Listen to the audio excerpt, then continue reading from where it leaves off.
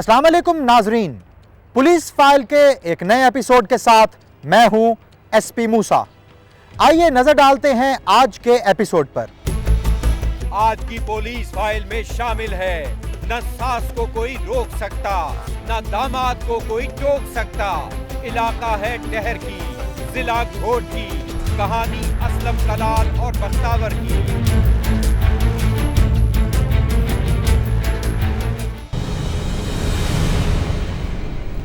भैया जी आप अपने दुख बताने आई, आप बीती सुनाने आई। देखिए मेरी कहानी में जल्दी भी लग सकती है। पुलिस फाइल टीम की तशवीश, कौन कौन से मुकदमे हैं ज़ेरे तफ्तीश।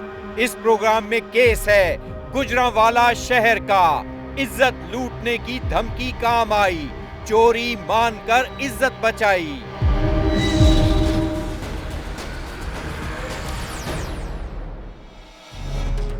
आए खत और पैगाम एसपी मूसा के नाम। मर्द और औरत का ताल्लुक और उस पर उठने वाले सवालात, यही कहानी है हमारे आज के केस की, जो पुलिस फाइल का हिस्सा बना सिंध के जिला घोटकी से।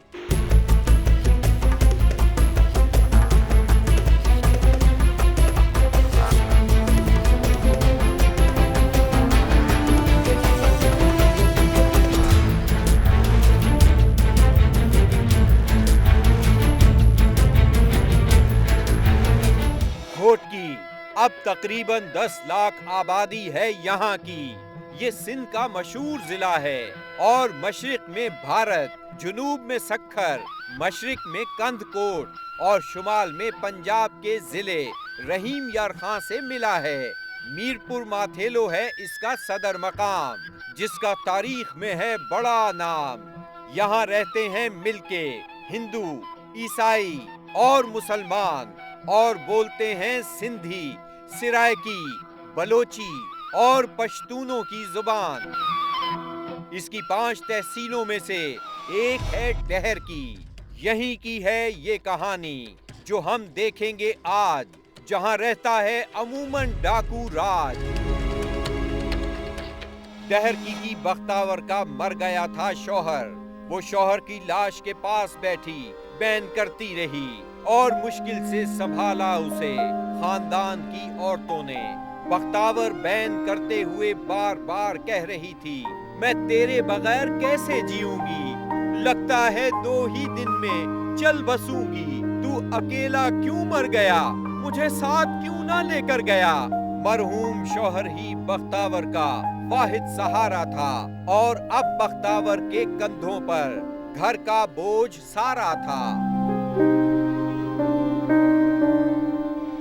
वो अपने बच्चों का पेट पालने को मेहनत करने लगी और जिंदगी ऐसे ही गुजरने लगी। बख्तावर ने एक हद तक घर को संभाल लिया था, मगर फिर उसे एक और परेशानी लाहक हो गई। बख्तावर की बेटी शम्मा जवान हो रही थी और अब ये माँ के लिए फिक्र की घड़ी थी। वो उसे बर्तन मांजते, कपड़े सुखाते देखती रहती और सोचती कि उसका घर बसा दे, कोई अच्छा सा लड़का ढूंढ के बेटी का ब्याह करा दे। मोहल्ले की एक बड़ी बी से भी उसने कह दिया था, किसी अच्छे खानदान का पता देना, कोई नजर में अच्छा लड़का हो तो बता देना। अपनी बेटी शमा का रिश्ता तलाश करते हुए उसकी मुलाकात हुई एक शख्स से जो गाड़ियों की मुरम्मत का काम करता था। बख्तावर बहुत खुश हुई उस शख्स से मिलकर। ये था मोहम्मद असलम कलाल, कार डेंटर। ये उसी की तस्वीर है। असलम धीरे धीरे बख्तावर से ताल्लुक बढ़ाने लगा और उसके घर आने जाने लगा। बात तो शम्मा की थी, मगर असलम कलाल से दोस्ती बढ़ गई बख्तावर की। फिर वो घंटों बख्तावर के घर बैठा रहता, खाना खाता और कभी कभार तो यहीं सो जाता।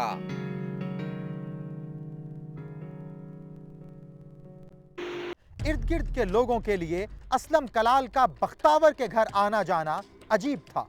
लोगों में चह में गोइयां होने लगी। असलम कलाल जब आता तो गली के लोग उसको शक की नजर से देखते। वो आपस में असलम कलाल और बख्तावर के ताल्लुकात की करते थे बात और सोचते कि इस ताल्लुक की नौयत क्या है, आखिर क्यों ये शख्स इस घर में आता जाता है।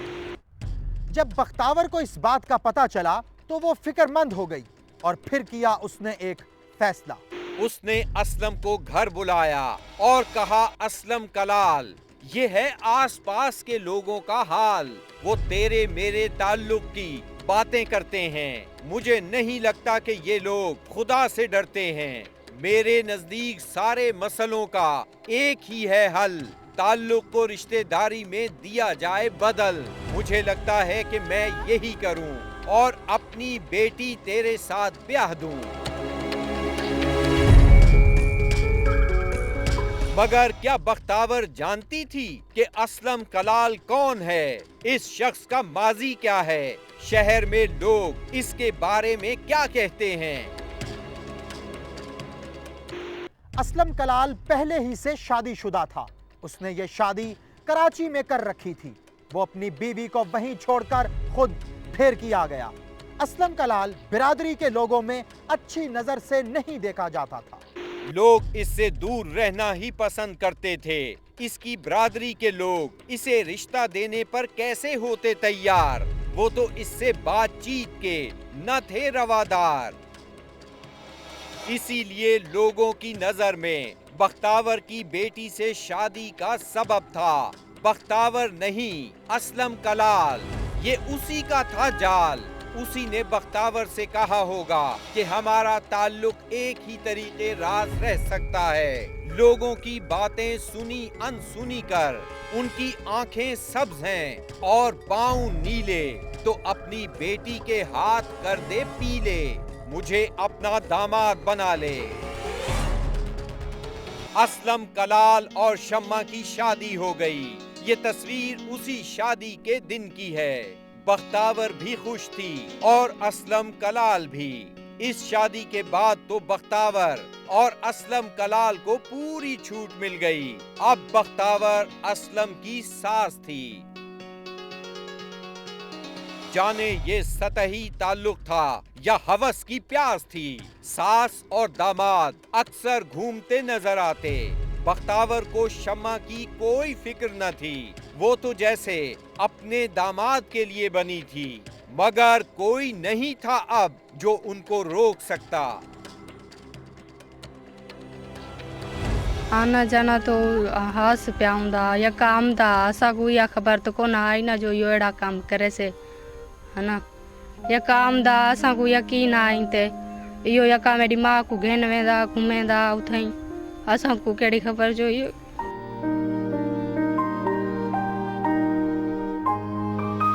26 जून 2011। घोटकी के असलम कलाल केस में आगे क्या हुआ ये हम आपको बताएंगे, मगर एक ब्रेक के बाद। ब्रेक के बाद देखिए, न सास को कोई रोक सकता, न दामाद को कोई टोक सकता। इलाका है डहर की, जिला घोटकी। कहानी असलम कलाल और बख्तावर की।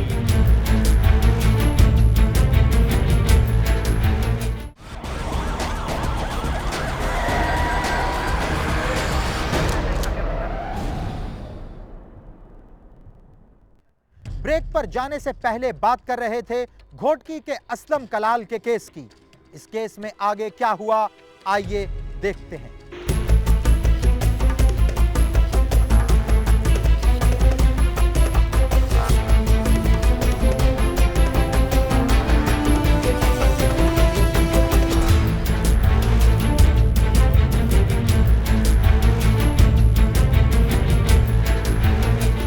असलम कलाल अपनी सास को पंजाब घुमाने के लिए ले गया।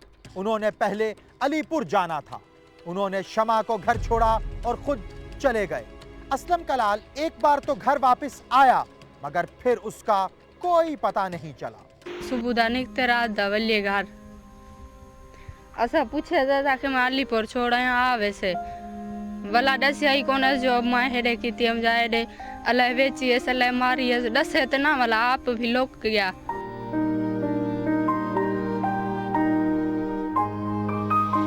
सास और दामाद का घर से राब्ता 1 हफ्ते तक रहा और उसके बाद राब्ता हो गया मुनक़ते। किसी को पता ही नहीं कि दोनों कहां गए। कोई कहता कि दामाद ने सास से भी शादी कर ली, कोई कहता है सास ने अपनी झोली गुनाह से भर ली।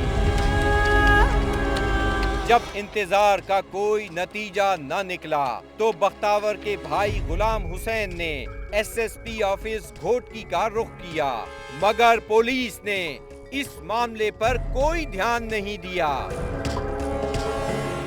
फिर वो पहुंचा गांव के वडेरे ज़ियाबुद्दीन मलिक के पास। वडेरे ने बुलावा भेजा असलम कलाल के घर वालों को। उन्होंने 4 दिन की मोहलत मांगी और कहा कि वो राब्ता करने की कोशिश करेंगे, मगर कुछ नहीं हुआ। मालूमात यो कुछ है जो मतलब असांखे उस डीपीओ ॾे दरख़्वास्त करायमि फॉरवर्ड, उनजे बावजूद मां चायुमि थाने ते ऐसो छो को ॾितुमि। वॾे मुंशी आबिद ॻोल्हाए उन्हीं के FIR की बजाय NC कटी है। ठीक है, मेरे को NC कटी, मेरे को तो खबर सब पढ़िया कौन से जट्टी से। उनके बावजूद सही मां वाल बी दरखास्त लिखायूं वाल जो गयुमि, उहा दरखास्त वाल मेरे को DSP उबाड़ियल ॾे लिख ॾिनो सही। उन हाली ताईं कोई या कोन हास। ठीक है, रिश्तेदारी है चाची ॾियां हा, चाची दे मिनता मेड़ा करंदा वलाई भी हूँ चाची बाला अपने को न ॾिठा पुटां को तो उंदा इहो कि तुस त वाल।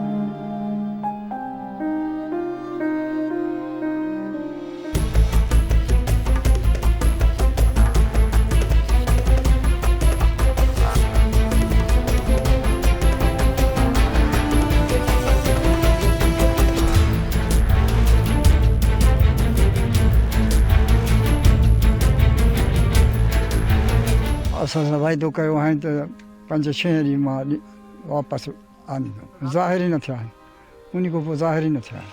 असलम कलाल और बख्तावर को आसमान खा गया या जमीन निगल गई, कुछ पता नहीं। ये वडेरे हैं, जाम है, हर चीज है, सब किसी के पास गए, किसी ने हमारी हमायत नहीं की, ना सुनी। हालांकि इज्जत का सवाल है, हर चीज है।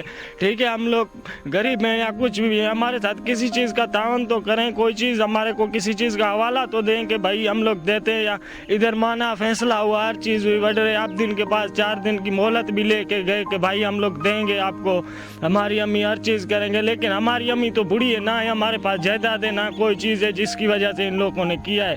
हमने तो भला चाहा था हर किसी का, लेकिन हमारे साथ हर किसी ने बुरा किया, किसी ने भी अच्छा नहीं किया है। ये हैं वो दरखास्तें जो नजीर ने दी थी इंसाफ के हुसूल की खातिर। शम्मा सारा इल्जाम देती है असलम कलाल और उसके घर वालों को। जो अगर सच्चा होवे है ना बाहर निकले है, यो कूड़ा है ना लुकाव दे जो इथा भी मान गए ना के 4 ॾींहं दे बाद आके दे वेसू भला ना फैसले चमदन ना कोई गाल करन। मेरे भिरा गरीब हैं, मजदूरी करन, ये किथा पूरा ही कर सकते पेन। हालात ये जो ना कोई आसरा है ना कुछ है, 4 ॾींहं उथा गरीब मानू किथा वञू।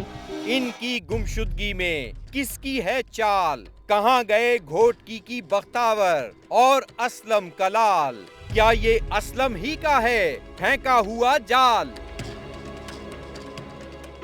क्या दोनों फरार हो गए थे या उन्हें अगवा कर लिया गया था? बज़ाहिर दोनों के फरार होने की कोई वजह नहीं थी। उनके रिश्ते की वजह से उनके मिलने में कोई कबाहत नहीं थी। फिर वो दोनों कहां गए? तालुका थाने से घेर वेंदा, कार ते चा वेंदा, रात 12 बजे ताईं 1 बजे कने वलदा, ॾींहं ता घुमदा सारा ॾींहं। शक दी ॻाल्हि ज़ाहिर ॻाल्हि है, कोर्ट पेश करे खबर लगे निकाह किते मारी असीं जो कुछ किते असीं ज़ाहिर कर देवें। असां ज़िम्मेदार को यही अपील की थी बाबा परनाई तां भी ज़ाहिर करें, जो मारी तां भी ज़ाहिर करे, जितां गुम की थी खड़े गुम भी हूँ की थी है, उनके भिरा खेंदे जो गुलेंदा कोई कोनी घर हर को सुता पे। बख्तावर के बच्चों का सहारा है अब शम्मा और उसका भाई। दोनों मेहनत करते हैं और घर को चलाते हैं। बच्चे माँ की राह तकते रहते हैं और किस्मत को कोसते हैं। पुलिस मदद से कासिर नजर आती है और लोगों को इल्म नहीं कि उनकी माँ कहाँ गई। क्या दोनों की मौजूदगी का पता चल सकेगा? इस केस की कड़ी से कड़ी उस वक्त मिलेगी जब इन दोनों में से कोई एक मिल जाएगा, मगर कब, ये तो वक्त ही बताएगा। एसपी मूसा डीपीओ घोटकी से अपील करता है कि वो इन बच्चों की मदद करें जो नाकर्दा गुनाह की सजा भुगत रहे हैं, क्योंकि उनका सहारा अब कोई नहीं। भैया जी आप ब्रेक के बाद देखिए, अपने दुख बताने आई, आप बीती सुनाने आई, देखिए मेरी कहानी में।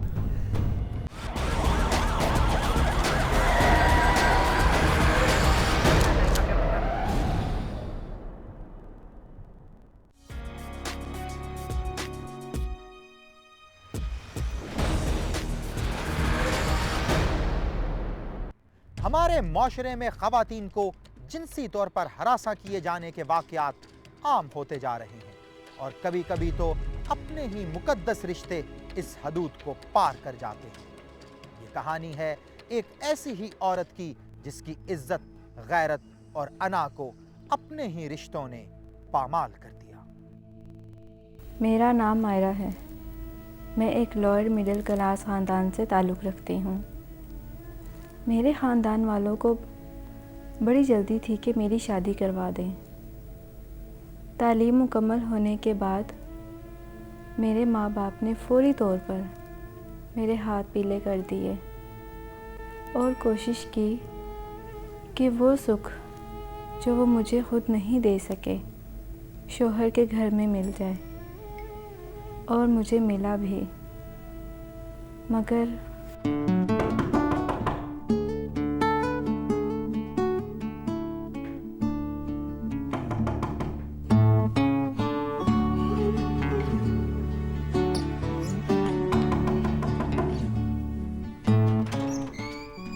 भाई साहब आप?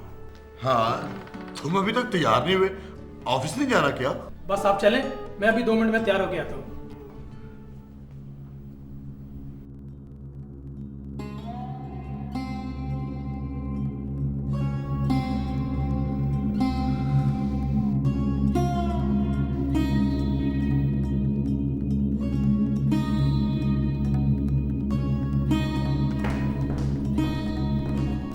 खुर्रम के बड़े भाई और मेरे जेठ जवाद भाई ख़ानदान में सबसे बड़े थे।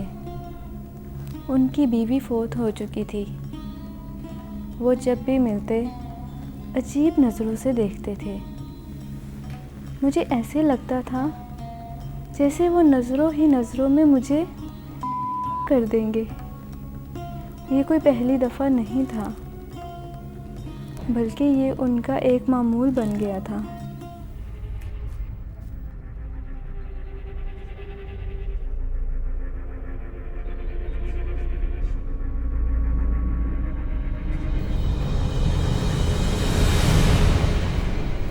भैया जी आप? सर्दी में इतना ज्यादा नहाना अच्छा नहीं होता, सर्दी भी लग सकती है।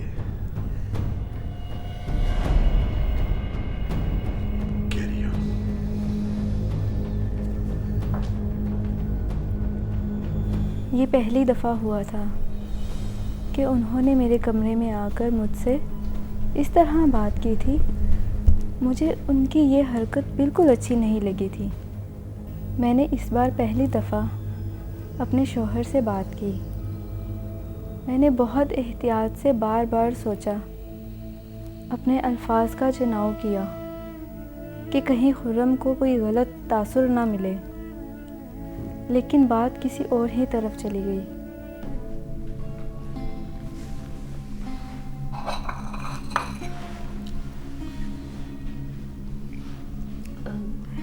आपसे एक बात करनी थी। बोलो। जवाद भाई आज मेरे कमरे में आए थे। क्या मतलब? वो मैं बाल सुखा रही थी तो वो अचानक अंदर आ गए। यार बड़े हैं, अंदर नहीं आ सकते क्या?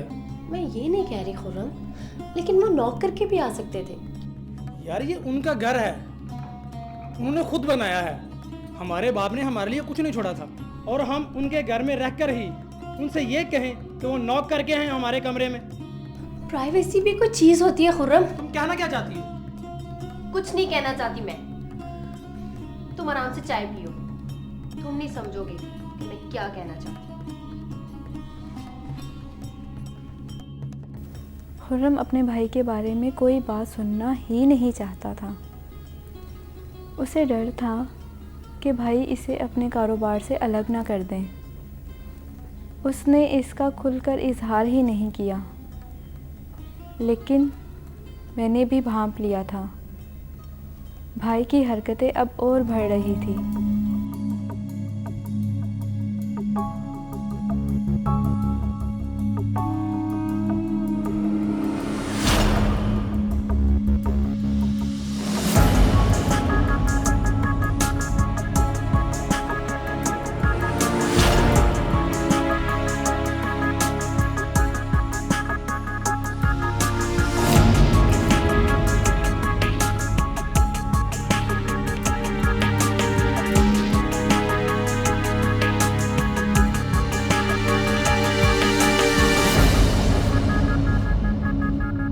उस दिन खुर्रम घर पर नहीं था, वो कराची गया हुआ था। मैं भागकर अपने कमरे में बंद हो गई और खुर्रम को फ़ोन किया। वो शायद किसी पार्टी में था, इसलिए फ़ोन ही नहीं उठा सका। रात मैंने बड़े खौफ में गुजारी, मगर अगले दिन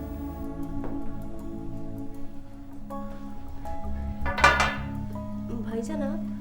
क्यों, मैं क्या यहाँ नहीं आ सकता? नहीं, आप आज ऑफिस नहीं गए? वो मेरी कुछ तबीयत ठीक नहीं थी।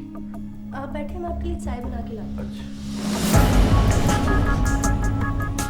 इतनी भी जल्दी के चाय भी पी लेंगे। थोड़ी देर बैठो तो सही।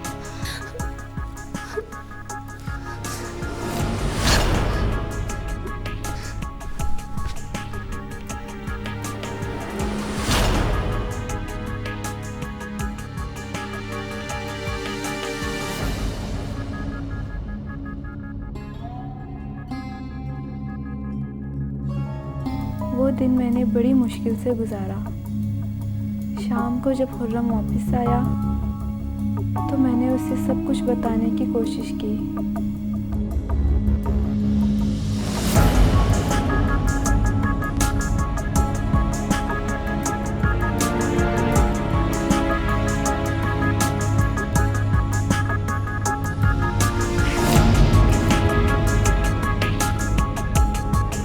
अगला पूरा दिन खुर्रम ने मुझसे कोई बात नहीं की।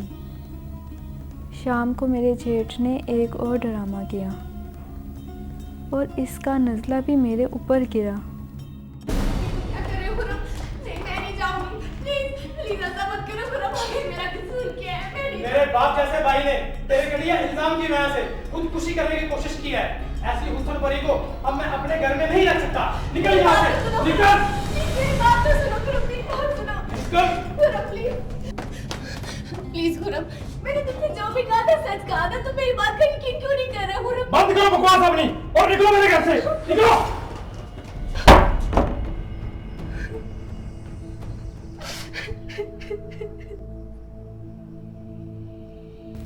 उसके भाई ने खुदकुशी का ड्रामा किया और सच्चा हो गया। मेरा सच किसी को ना सुनाई दिया और मैं अपने माँ बाप के घर आ गई। खुर्रम ने मुझे तलाक दे दी। वो अब भी अपने भाई के साथ काम करता है। मेरे माँ बाप के अलावा किसी ने भी मुझ पर यकीन नहीं किया। भाभियाँ जब भी लड़ती हैं मुझे बद चलने के ताने देती हैं। इन रवैयों ने अब मुझे नफ्सियाती मरीज़ बना दिया है। मैं सिर्फ ये जानना चाहती हूँ कि किसी ने मेरा एतबार क्यों नहीं किया, क्यों नहीं किया, क्यों नहीं किया। मायदा जैसी कितनी ही लड़कियां हैं जो इस तरह के रवैयों का शिकार हो जाती हैं। आखिर हमारा मुआशरा मायदा जैसी लड़कियों की किरदार कुशी कब तक करता रहेगा? ये जुल्म कब रुकेगा? आइए एसपी मूसा के साथ मिलकर खवातीन को जिनसी तौर पर हरासा किए जाने के खिलाफ आवाज उठाएं। अगर आपके आसपास भी कोई ऐसा ही वाकया हो रहा है या आप खुद किरदार हैं किसी ऐसी कहानी के, तो खामोश मत रहिए, बोलिए, अपनी कहानी सुनाएं, एसपी मूसा को बताएं। हमें एसएमएस करें, पीएफ लिखकर स्पेस दें, अपना पैगाम लिखें और 3031 पर हमें भेज दें, या हमें ईमेल करें। हमारा एड्रेस है policeFile@dunianews.tv, या हमें खत लिखिए। हमारा पता है programme police file, PO box number 500 Lahore. Break के बाद देखिए पुलिस फाइल टीम की तशवीश, कौन कौन से मुकदमे हैं जेरे तफ्तीश।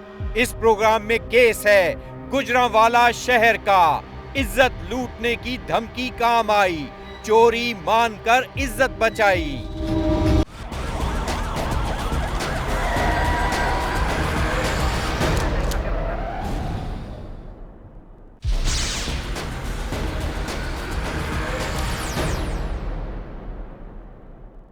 पुलिस फाइल टीम की तशवीश, कौन से केसेस हैं अभी तक जेरे तफ्तीश।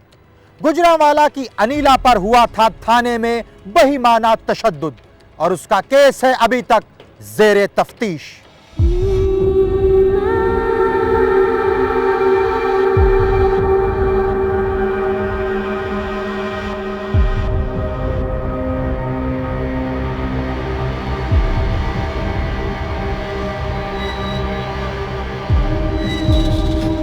गुजरांवाला की अनीला की शादी हुई थी आमिर से, मगर अनीला के मां बनने के आसार नमूदार न हुए तो सास कलसूम बेगम अनीला के खिलाफ हो गई।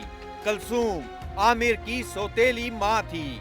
कलसूम अपने शौहर से अनीला की बुराई करती और कान भरती। बाप आमिर से झगड़ने लगा बात बात पर और उसकी दुकान बंद करा दी। घर में झगड़े बढ़ गए। सास ने अनीला को मां बनने के लिए 2 साल का वक्त दिया और संगीन नताइज की धमकी भी, मगर 2 साल बाद भी जब औलाद न हुई तो सास ने आमिर से कहा अनीला को घर भेज दे। आमिर ने इनकार कर दिया। बाद में ससुर ने अनीला पर चोरी की तोहमत लगाई और थाना गिरजाघर में FIR नंबर 430/11 कटाकर अनीला को थानेदार के हवाले कर दिया।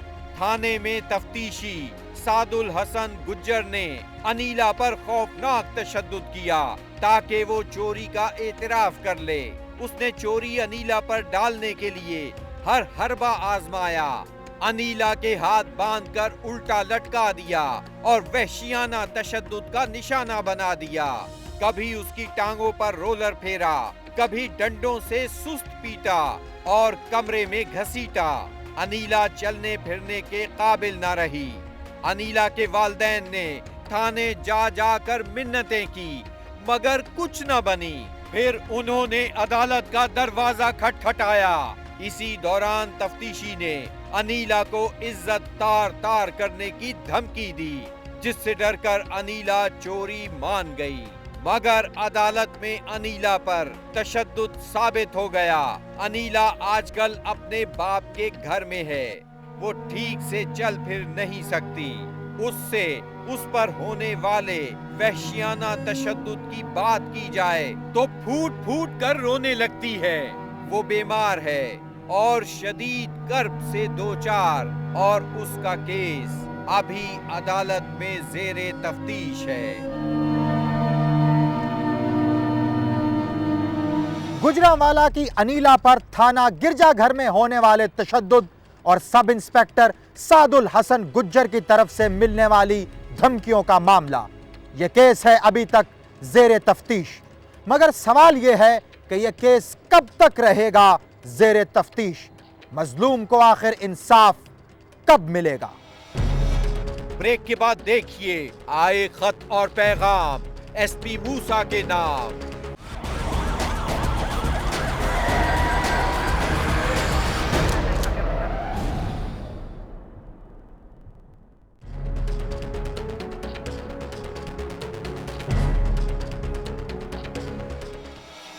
पुलिस फाइल में आपके लिखे गए खतूत को शामिल करने का सिलसिला जारी है। यह खत हमें लिखा है मोहम्मद मुनीर ने मियां चन्नू से। क्या लिखते हैं मोहम्मद मुनीर, आइए देखते हैं। मैं मोहम्मद मुनीर वल नूर अहमद कौम अराई, चक नंबर 51/15L, तहसील मियां चन्नू का रिहायशी हूँ और मेहनत मजदूरी करके घर का खर्चा चलाता हूँ।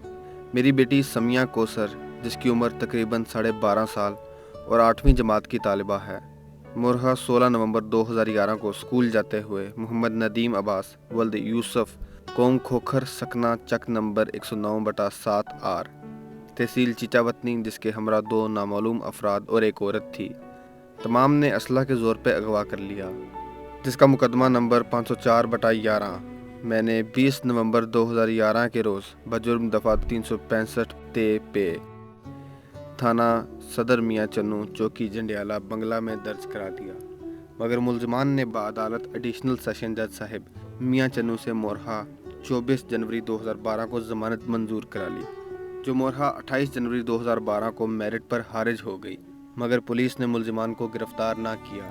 हमें पता चला है कि पुलिस थाना सदर मियां चन्नू, चौकी जंडियाला, बंगला के ASI लतीफ़ ने इन बासर मुलजमान से रकम वसूल की हुई है, इसलिए मुलजमान आज़ाद घूम रहे हैं। अब मुलजमान ने मेरे और मेरे रिश्तेदारों के खिलाफ थाना चीचावतनी में झूठे पर्चे दर्ज करा दिए हैं और फ़ोन पर कत्ल की धमकियां भी दे रहे हैं। बराए मेहरबानी मेरी बेटी को मुलजमान की कैद से बाजियाब और मुझे इंसाफ फराहम किया जाए। SP मूसा DPO खानेवाल से अपील करता है कि वो थाना सदर मियां चन्नू में दर्ज FIR 504/11 का नोटिस लें और समिया की बाजियाबी को मुमकिन बनाएं, ताकि एक गरीब बाप से उसकी बेटी को मिलाया जा सके।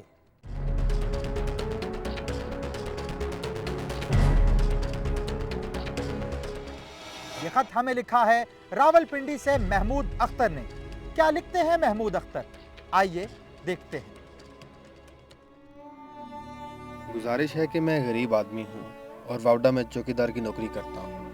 शादी को मेरी 17 साल हो गए और मेरे भाई मुझे और मेरे बच्चों को रुसवा कर रहे हैं। मेरे वालिद साहब के पास बैंक में काफ़ी पैसा था और काफ़ी ज़मीन उनके हिस्से में आई थी, जो कि 8 कनाल और 6 मरला थी। ये ज़मीन मेरे भाइयों ने अपने नाम करवा ली।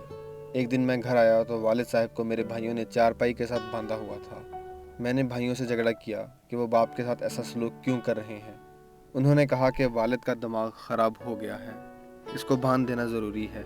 ना उन्होंने वालिद की दुआ दारू की, ना हस्पताल लेकर गए, मगर पैसे जो बैंक में थे हथिया लिए और ज़मीन नाम करवा ली।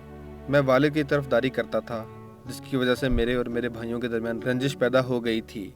फिर मेरा एक भाई पठानों की लड़की भगा ले गया और मामले को ठीक करने के लिए मुझे दरमियान में डाला गया। मेरे भाई को इश्तिहारी कर दिया गया अदालत की तरफ से। बहरहाल पठानों से राजीनामा हो गया और इसी दौरान वालिद का इंतकाल भी। पटवारी ने कहा तुम्हारे भाइयों ने ज़मीन में कोई हिस्सा तुम्हारा नहीं रखा। मैंने बीवी का जेवर बेचा और सिविल कोर्ट किया। अदालत के ऑर्डर के बावजूद ये ज़मीन फ़रोख्त हो चुकी है। पटवारी मुझे रजिस्ट्री भी नहीं देता। मुझे कोई रास्ता नज़र नहीं आ रहा, मेरी मदद की जाए। SP मूसा IG पंजाब से अपील करता है कि वो इस केस में ज़्यादा दिलचस्पी लेते हुए इंक्वायरी करवाएं, ताकि वापडा कॉलोनी रावलपिंडी के महमूद अख्तर को इंसाफ मिल सके। अगर आपके साथ भी हुई है कोई नाइंसाफी या आप गवाह हैं किसी जुर्म के, तो खामोश मत रहिए, बोलिए, अपनी कहानी सुनाएं, SP मूसा को बताएं। हमें SMS करें, PF लिखकर स्पेस दें, अपना पैगाम लिखें और 3031 पर हमें भेज दें, या हमें ईमेल करें। हमारा एड्रेस है policeFile@dunianews.tv, या हमें खत लिखिए। हमारा पता है programme police file, PO box number 500 Lahore. अपना और अपने इर्द गिर्द रहने वालों का ख्याल रखिएगा। खुश रहिए और महफूज रहिए। आपसे मुलाकात होगी पुलिस फाइल के अगले एपिसोड में। तब तक के लिए SP मूसा और उसकी इन्वेस्टिगेशन टीम को इजाजत दीजिए। खुदा हाफिज। मंगल के एपिसोड में देखिए, इलाका बदला और बदला घर, फिर उफ्ताद पड़ी सर पर। कराची मलीर से आया अजमीना और राहीला का केस, कौन गिरफ्तार और कौन फरार।